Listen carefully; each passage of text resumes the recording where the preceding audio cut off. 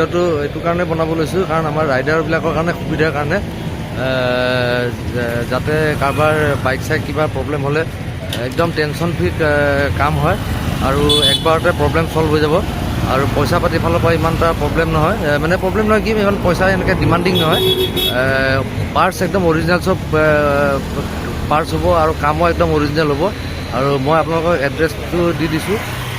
কোনোবাই যদি কিবা বাইকৰ কাম থাকে অকল ৰয়েল এনফিল্ড বুলি নহয় এনেই নৰ্মেল বাইকবিলাকৰ নহয় বেলেগ অলপ দামী বাইকবিলাকৰো প্ৰিমিয়াম বাইকবিলাকৰো কাম চাম হয় ইয়াতে গেৰেজটোৰ নাম হৈছে গণেশ মটৰ ৱৰ্কছ এইটো আমি গণেশগুৰিৰ ফালৰ পৰা আহিলে দিছপুৰ কলেজ পাৰ হৈ পেলাই নাইটিংগেল হস্পিটেল ক্ৰছ কৰি লেফ্ট ছাইডে পৰে কোনোবাই যদি আহিব বিচাৰে ইয়াতে আহিব পাৰে